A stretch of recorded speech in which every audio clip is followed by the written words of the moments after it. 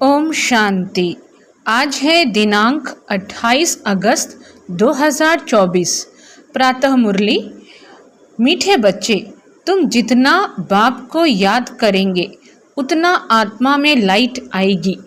तुम जितना बाप को याद करेंगे उतना आत्मा में लाइट आएगी। ज्ञानवान आत्मा चमकीली बन जाती है। प्रश्न: माया किन बच्चों को जरा भी तंग नहीं कर सकती? उत्तर: जो पक्के योगी हैं, जिन्होंने योग बल से अपनी सर्व कर्मेंद्रियों को शीतल बनाया है, जो योग में ही रहने की मेहनत करते हैं, उन्हें माया जरा भी तंग नहीं कर सकती। जब तुम पक्के योगी बन जाएंगे तब लायक बनेंगे। लायक बनने के लिए प्योरिटी फर्स्ट है। लायक बनने के लिए क्या ज़रूरी है? प्योरिटी फर्स्ट है। ओम शांति। मीठे मीठे बच्चों को बाप बैठ समझाते हैं। अज्ञान के कारण तुम्हारी आत्मा डल हो गई है। हीरे में चमक होती है ना, पत्थर में चमक नहीं होती। इसलिए कहा जाता है पत्थर मिसल डल हो गई है। फिर जागती है तो कहा जाता है यह जैसे पारसमणि है। क्या कहते हैं बाबा? इसलिए कहा जाता है पत्थर मिसल डल हो गई है। फिर जागती है तो कहा जाता है यह जैसे पारसमणि है। अब अज्ञान के कारण आत्मा की ज्योत डिम हो गई है। काली नहीं होती है, डिम हो गई है। नाम यह रखा हुआ है। आत्मा सबकी एक जैसी होती है। शरीरों की बनावट अनेक प्रकार की होती है, आत्मा तो एक ही है। अब तुम समझते हो हम आत्मा हैं, बाप के बच्चे हैं। यह सारा ज्ञान था, वह फिर धीरे धीरे निकल गया है। निकलता निकलता आखिरन कुछ नहीं रहता तो कहेंगे अज्ञान। तुम भी अज्ञानी थे, अब ज्ञान के सागर से ज्ञानी बनते जाते हो। आत्मा तो बहुत सूक्ष्म है, इन आँखों से देखने में नहीं आती है। बाप आकर समझाते हैं, बच्चों को नॉलेजफुल बनाते हैं, तब सुजाग होते हो। घर घर में सोजरा हो जाता है। बाबा आकर क्या करते हैं? बाप आकर समझाते हैं, बच्चों को नॉलेजफुल बनाते हैं, तब सुजाग होते हो। घर घर में सोजरा हो जाता है। अभी घर घर में अंधियारा है, अर्थात आत्मा डिम हो गई है।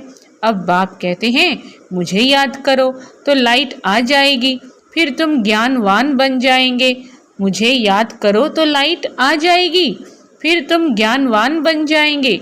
बाप किसकी ग्लानि नहीं करते हैं, यह तो ड्रामा का राज समझाते हैं। बच्चों को कहा है ना, यह तो सब मूढ़मती हो गए हैं। कौन कहते हैं? बाप।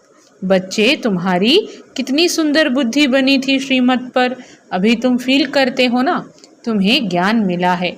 ज्ञान को पढ़ाई कहा जाता है। बाप की पढ़ाई से हमारी ज्योति जग गई है। इनको ही सच्ची सच्ची दीपावली कहा जाता है।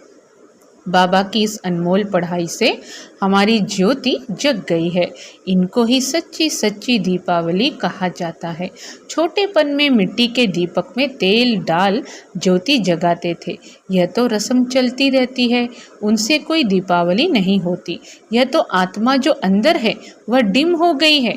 उनकी ज्योति आकर बाप जगाते हैं, बच्चों को आकर नॉलेज देते हैं, पढ़ाते हैं। स्कूल में टीचर पढ़ाते हैं ना, बच्चों को आकर नॉलेज देते हैं, पढ़ाते हैं। स्कूल में टीचर पढ़ाते हैं ना, वह है हद की नॉलेज, यह है बेहद की नॉलेज। कोई साधु संत भी पढ़ाते हैं क्या? रचयिता और रचना के आदि मध्य और अंत की नॉलेज कब सुनी? अभी कोई ने आकर पढ़ाई? जाकर देखो कहाँ यह नॉलेज पढ़ाते हैं। सिर्फ एक बाप ही पढ़ाते हैं, तो उनके पास पढ़ना चाहिए। बाप अनायास ही आ जाते हैं, ढिंडोरा थोड़े ही पीटते हैं कि मैं आ रहा हूँ। अनायास ही आकर प्रवेश करते हैं, अनायास ही आकर प्रवेश करते हैं। वह आवाज़ तो कर ही नहीं सकते जब तक उनको ऑर्गन्स न मिलें। बाबा कैसे आते हैं? बाबा कहते बाप अनायास ही आ जाते हैं, ऑटोमेटिक आ जाते हैं। ढिंडोरा थोड़े ही पीटते हैं कि मैं आ रहा हूँ, अनायास ही आकर प्रवेश करते हैं। वह आवाज़ तो कर ही नहीं सकते जब तक उनको ऑर्गन्स ना मिले। आत्मा भी ऑर्गन्स बिगर आवाज़ नहीं कर सकती। शरीर में जब आई है तब आवाज़ करती है। बाबा हम बच्चों को समझाते हुए कहते हैं कि आत्मा भी ऑर्गन्स बिगर आवाज़ नहीं कर सकती। शरीर में जब आई है तब आवाज़ करती है। तुम समझाओ तो कोई मानेंगे नहीं। बच्चों को जब ये नॉलेज दी जाती है तब समझते हैं ये नॉलेज एक बाप के सिवाय कोई दे ना सके। विनाश का साक्षात्कार भी कोई चाहते थोड़े ही हैं, यह बाप ही आकर कराते हैं। ड्रामानुसार पुरानी दुनिया अब खत्म होनी है, नई दुनिया स्थापन हो रही है। जिनको बाप से नॉलेज लेनी है वह आते रहते हैं। जिनको बाप से नॉलेज लेनी है वह आते रहते हैं। कितनों को ज्ञान दिया होगा, अनगिनत गांव-गांव से कितने ढेर आते हैं। यह आत्माओं और परमात्मा का मेला एक ही बार लगता है। संगम युग पर ही आते हैं। बाप आकर नई दुनिया स्थापन करते हैं। जिनकी ज्योति जगाते हैं वह फिर जाकर औरों की ज्योति जगाते हैं। अभी तुम सबको वापस जाना है, इसमें बुद्धि से काम लेना होता है। भक्ति मार्ग में तो है अंधियारा, ज्ञान देने वाला तो एक बाप चाहिए। वह आते ही हैं संगम पर। पुरानी दुनिया में ज्ञान मिल न सके, मनुष्यों के ख्याल में है। अभी तो 40,000 वर्ष पड़े हैं। अभी बाबा हम बच्चों को क्या बता रहे हैं कि इसमें बुद्धि से काम लेना होता है। भक्ति मार्ग में तो है अंधियारा, ज्ञान देने वाला तो एक बाप चाहिए। वह आते ही हैं संगम पर। पुरानी दुनिया में ज्ञान मिल न सके, मनुष्यों के ख्याल में है।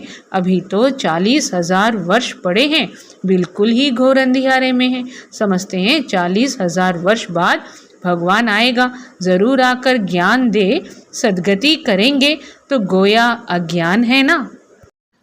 भक्ति मार्ग में बाबा क्या कहते हैं, भक्ति मार्ग में तो है अंधियारा, ज्ञान देने वाला तो एक बाप चाहिए। वह आते ही हैं संगम पर। पुरानी दुनिया में ज्ञान मिल न सके, मनुष्यों के ख्याल में है। अभी तो 40,000 वर्ष पड़े हैं, बिल्कुल ही घोर अंधियारे में है। समझते हैं 40,000 वर्ष बाद भगवान आएगा, ज़रूर आकर ज्ञान दे सद्गति करेंगे, तो गोया अज्ञान है ना। इनको अज्ञान अंधियारा कहा जाता है। अज्ञान अंधियारा, अज्ञान वालों को ज्ञान चाहिए। भक्ति को ज्ञान नहीं कहा जाता है। आत्मा में ज्ञान है नहीं, परंतु डल बुद्धि होने के कारण समझते हैं भक्ति ही ज्ञान है। एक तरफ कहते हैं ज्ञान सूर्य के ज्ञान से सोझरा होगा। क्या कहते हैं, एक तरफ कहते हैं ज्ञान सूर्य के आने से सोझरा होगा, परंतु समझते कुछ नहीं। गाते हैं ज्ञान सूर्य प्रगटा। किसके लिए कहते हैं ज्ञान सूर्य, कब आया यह कोई नहीं जानते। पंडित आदि होगा तो कहेगा जब कलयुग पूरा होगा तब सोझरा होगा। यह सब बातें बाप आकर समझाते हैं। बच्चे नंबरवार समझते हैं। टीचर बच्चों को पढ़ाते हैं, एक रस तो बच्चे नहीं पढ़ेंगे। ये बात बहुत इम्पोर्टेंट है। बाबा कहते कि वैसे कहा जाता है ज्ञान सूर्य प्रगटा, लेकिन कब आया यह कोई नहीं जानते। पंडित आदि होगा तो कहेगा जब कलयुग पूरा होगा तब सोझरा होगा। यह सब बातें बाप आकर समझाते हैं। बच्चे नंबरवार समझते हैं। टीचर बच्चों को पढ़ाते हैं, एक रस तो बच्चे नहीं पढ़ेंगे। पढ़ाई में एक रस मार्क्स कभी होती नहीं। तुम जानते हो कि बेहद का बाप आया हुआ है। तुम जानते हो कि बेहद का बाप आया हुआ है। अब पुरानी दुनिया का विनाश भी सामने खड़ा है। अभी ही बाप से ज्ञान लेना है और योग भी सीखना है। याद से ही विकर्म विनाश होंगे। बाप कहते हैं इस संगम पर ही आकर इस शरीर का लोन लेता हूँ, अर्थात प्रकृति का आधार लेता हूँ। गीता में भी ये अक्षर है। और कोई चरित्र का नाम बाबा नहीं लेते हैं, और कोई शास्त्र का नाम बाबा नहीं लेते हैं। एक ही गीता है। बाबा कहते गीता में भी ये अक्षर है, और कोई शास्त्र का नाम बाबा नहीं लेते हैं। एक ही गीता है, यह है ही राजयोग की पढ़ाई। नाम रख दिया है गीता। इसमें पहले लिखा है भगवान वाच। अब भगवान किसको कहा जाता है? भगवान तो है निराकार, उनको अपना शरीर तो है नहीं। वह है निराकारी दुनिया जहाँ आत्माएं रहती हैं। सूक्ष्म वतन को दुनिया नहीं कहा जाता।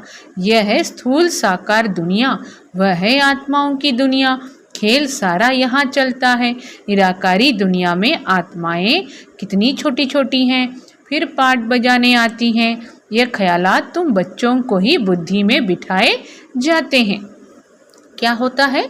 ये जो ख्यालात हैं, विचार हैं, तुम बच्चों की ही बुद्धि में बिठाए जाते हैं। इसको ही ज्ञान कहा जाता है, वेद शास्त्र को कहा जाता है। भक्ति ज्ञान नहीं, वेद शास्त्र को कहा जाता है, भक्ति ज्ञान नहीं। तुम्हारी साधु सन्यासियों से इतनी भेंट नहीं हुई है। बाबा का तो बहुत संग रहा है, बहुत गुरु किए हैं। पूछा जाता है, आपने सन्यास क्यों किया, घर बार क्यों छोड़ा? कहते थे, विकार से बुद्धि भ्रष्ट हो जाती है, इसलिए घर बार छोड़ा। अच्छा, जंगल में जाकर रहते हो, फिर घर बार की याद आती होगी। बोला, हाँ, बाबा का तो देखा हुआ है।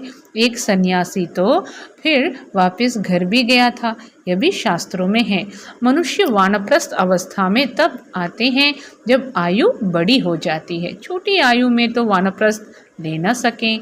कुंभ के मेले में बहुत छोटे छोटे नागे लोग आते हैं, दवाई खिलाते हैं, जिससे कर्मेंद्रियां ठंडी पड़ जाती हैं।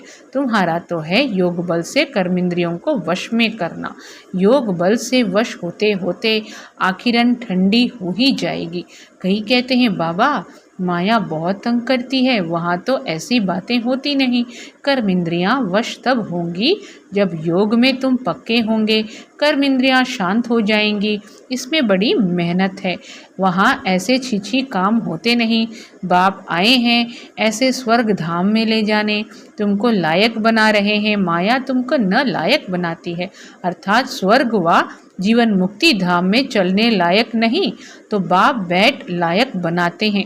उसके लिए प्योरिटी है फर्स्ट। गाते भी हैं, बाबा हम पतित बन पड़े हैं, हमको आकर पावन बनाओ, पावन माना पवित्र। गायन भी है, अमृत छोड़ विष काहे को खाए। उनका नाम विष भी है, जो आदि मध्य अंत दुख देता है। यह भी ड्रामा में नूंद है। बाप कितना बार आए हैं, तुम बच्चों से आकर मिले हैं। तुम्हें कनिष्ठ से उत्तम पुरुष बनाया जाता है। आत्मा पवित्र होती है तो आयु भी बड़ी हो जाती है, हेल्थ वेल्थ और हैप्पीनेस सब मिल जाती है। यह भी तुम बोर्ड पर लिख सकते हो, health wealth happiness for 21 generation 1 second. क्या लिखना है? Health wealth happiness for 21 generation 1 second. बाप से यह वर्षा मिलता है 21 जन्मों के लिए। बाप से कितने जन्मों के लिए वर्षा मिलता है? 21। कई बच्चे बोर्ड लगाने से भी डरते हैं। बोर्ड तो सबके घर पर रहता ही है। तुम सर्जन के बच्चे हो ना, तुमको हेल्थ वेल्थ हैप्पीनेस सब मिलती है, तो तुम फिर औरों को दे सकते हो, तो क्यों नहीं बोर्ड पर लिख देते हो? तो मनुष्य आकर समझें कि भारत में आज से 5000 वर्ष पहले हेल्थ वेल्थ थी, पवित्रता भी थी। बेहद के बाप का वर्षा 1 सेकेंड में तुम्हारे पास बहुत आएंगे। बेहद के बाप का वर्षा 1 सेकेंड में तुम्हारे पास बहुत आएंगे। तुम बैठ समझाओ, यही भारत सोने की चिड़िया थी, इन्हों का राज्य था। फिर यह कहाँ गए? 84 जन्म पहले यह लेंगे। यह नंबर 1 है ना, यही फिर लास्ट में आते हैं। बाप कहते हैं, अब तुम्हारा 84 का चक्र पूरा हुआ, फिर शुरू होना है। बेहद का बाप ही आकर यह पद प्राप्त कराते हैं। सिर्फ कहते हैं, तुम मुझे याद करो तो पावन बनेंगे। 84 जन्मों को जानकर बाप से वर्षा लेना है। तो शिव पिता परमात्मा कहते हैं, बेहद का बाप ही आकर यह पद प्राप्त कराते हैं। सिर्फ कहते हैं, तुम मुझे याद करो तो पावन बन जाएंगे। 84 जन्मों को जानकर बाप से वर्षा लेना है, परंतु पढ़ाई तो चाहिए ना। तुमको कहा जाता है स्वदर्शन चक्रधारी, नया तो कोई समझ न सके, तुम जानते हो। स्व आत्मा को कहा जाता है, हम आत्मा जो पवित्र थी, शुरू से लेकर 84 का चक्र लगाया। यह भी बाप बताते हैं, तुमने पहले पहले शिव की भक्ति शुरू की। तुम तो अव्यभिचारी भक्त थे। तुम कौन थे? अव्यभिचारी भक्त। बाप के सिवाय कोई समझा न सके। बाप कहते हैं, मीठे मीठे बच्चों, तुमने पहले पहले यह जन्म लिया। कोई साहूकार होगा तो कहेंगे ना कि आगे जन्म में इसने ऐसा कर्म किया है। कोई रोगी होगा तो कहेंगे पिछले कर्म का हिसाब किताब है। अच्छा, इन लक्ष्मी नारायण ने कौन से कर्म किए? यह बाप बैठ समझाते हैं। उनके 84 जन्म पूरे हुए, फिर फर्स्ट नंबर में आना है। इनके 84 जन्म पूरे हुए, फिर फर्स्ट नंबर में आना है। भगवान संगम युग पर ही आकर राजयोग सिखाते हैं। अभी तुम समझ रहे हो कि बाबा हमें राजयोग सिखला रहे हैं, फिर भी तुम भूल जाएंगे। कर्म, अकर्म और विकर्म की गुह्य गति भी बाप ने समझाई है। रावण राज्य में तुम्हारे कर्म विकर्म हो जाते हैं, वहाँ कर्म अकर्म होते हैं। वहाँ रावण राज्य ही नहीं, विकार होता नहीं, वहाँ है ही योग बल। जबकि योग बल से हम विश्व के मालिक बनते हैं, तो जरूर पवित्र दुनिया भी चाहिए। बाबा बच्चों को समझा रहे हैं कि वहाँ है ही योग बल, जबकि योग बल से हम विश्व के मालिक बनते हैं, तो ज़रूर पवित्र दुनिया भी चाहिए। पुरानी दुनिया को पवित्र नहीं कहेंगे। पुरानी दुनिया अपवित्र, नई दुनिया को पवित्र दुनिया कहा जाता है। वह है वाइसलेस वर्ल्ड, यह है विशियस वर्ल्ड। बाप ही आकर वैश्यालय को शिवालय बनाते हैं। सत्युग है शिवालय। शिव बाबा आकर तुमको सत्युग के लिए लायक बना रहे हैं। लक्ष्मी नारायण के मंदिर में जाकर तुम पूछ सकते हो। बाबा कहते हैं लक्ष्मी नारायण के मंदिर में जाकर तुम पूछ सकते हो। आपको मालूम है इन्होंने यह पद कैसे पाया, विश्व के मालिक कैसे बने? बाप कहते हैं तुम नहीं जानते हो, हम जानते हैं। तुम बाप के बच्चे ही कह सकते हो कि हम आपको बता सकते हैं इन्होंने यह पद कैसे पाया। यानी हम जो बाबा के बच्चे हैं, हम अपने को समझते भी हैं बाबा के बच्चे, तो बाबा कहते तुम बाप के बच्चे ही कह सकते हो कि हम आपको बता सकते हैं इन्होंने यह पद कैसे पाया। इन्होंने ही पूरे 84 जन्म लिए, फिर पुरुषोत्तम संगम युग पर आकर बाप ने राजयोग सिखाया है और राजाई दी है। उसके पहले नंबर 1 पतित थे, फिर नंबर 1 पावन बने। सारी राजधानी है ना तुम्हारे चित्रों में, सब क्लियर है। इन्हों को राजयोग किसने सिखाया? ऊंचे ते ऊंच है ही परमात्मा, देवताएं तो सिखला ना सके, भगवान ही सिखलाते हैं। जिसको नॉलेजफुल कहा जाता है, भगवान ही सिखलाते हैं जिसको नॉलेजफुल कहा जाता है। बाप टीचर सदगुरु भी कहा जाता है। यह सब बातें वही समझ सकते हैं जिसने शुरू से शिव की भक्ति की होगी। मंदिर बनाने वालों से तुम पूछो, आपने यह मंदिर बनाया है, इन्होंने यह पद कैसे पाया? इन्हों का राज्य कब था? फिर यह कहाँ गए? अब यह कहाँ हैं? तुम 84 की कहानी बताओ तो बहुत खुश हो जाएंगे। चित्र पॉकेट में पड़ा हो, चित्र हमारे पॉकेट में हो, तुम किसको भी समझा सकते हो। शुरू से जिसने शिव की भक्ति की होगी वह सुनते रहेंगे, खुश होते रहेंगे। तुम समझ जाएंगे यह हमारे कुल का है। दिन प्रतिदिन बाबा बहुत सहज युक्तियाँ बतलाते हैं। तुमको अब समझ मिली है। बाबा क्या कहते? तुमको अब समझ मिली है, परमपिता परमात्मा ही सर्व का सद्गति दाता है। 21 जन्मों के लिए क्या होती है? 21 जन्मों के लिए सतयुगी बादशाही मिल जाती है। 21 जन्मों का वर्षा इस पढ़ाई से ही मिलता है। टॉपिक भी बहुत है। वैश्यालय और शिवालय किसको कहते हैं? इस टॉपिक पर हम परमपिता परमात्मा की जीवन कहानी बता सकते हैं। लक्ष्मी नारायण के 84 जन्मों की कहानी, यह भी टॉपिक है। विश्व में शांति कैसे थी, फिर अशांति कैसे हुई, अब फिर शांति कैसे स्थापन हो रही है, यह भी टॉपिक है। अच्छा, मीठे मीठे सिखी लधे बच्चों प्रति माता पिता बाप दादा का याद प्यार और गुड मॉर्निंग। रूहानी बाप की रूहानी बच्चों को नमस्ते। हम रूहानी बच्चों की रूहानी माता पिता बाप दादा को याद प्यार, गुड मॉर्निंग, नमस्ते नमस्ते, ओम शांति। धारणा के लिए मुख्य सार, फर्स्ट पॉइंट, अब उत्तम पुरुष बनने के लिए याद के बल से आत्मा को पवित्र बनाना है। कर्म इंद्रियों से कोई भी विकर्म नहीं करना है। ज्ञानवान बन आत्माओं को सुजाग करने की सेवा करनी है। आत्मा रूपी ज्योत में ज्ञान योग का घृत डालना है। श्रीमत पर बुद्धि को स्वच्छ बनाना है। वरदान है, पॉइंट स्वरूप में स्थित हो, मन बुद्धि को नेगेटिव के प्रभाव से सेफ रखने वाले विशेष आत्मा भव। पॉइंट स्वरूप में स्थित हो, मन बुद्धि को निगेटिव के प्रभाव से सेफ रखने वाले विशेष आत्मा भव विस्तार में जैसे कोई सीज़न होती है तो सीज़न से बचने के लिए उसी प्रमाण अटेंशन रखा जाता है। बारिश आएगी तो छाते, रेनकोट आदि का अटेंशन रखेंगे, सर्दी आएगी तो गर्म कपड़े पहनेंगे या रखेंगे।